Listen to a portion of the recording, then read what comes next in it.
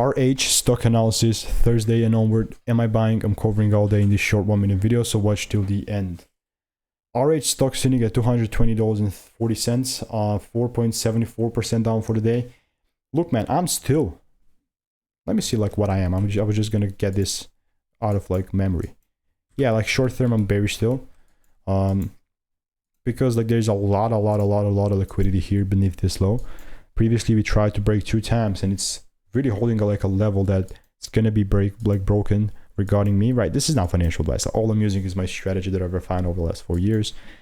Lost a lot of money, spent a lot of money on courses and mentorships, which obviously you'll learn, but you also have to implement it, which I've done. So if you want to learn the strategy that I'm using for free, then again, check out the first link in the description. You don't have to pay a dime, you know, that generous. But yeah, for right now, just honestly, I'm just bearish.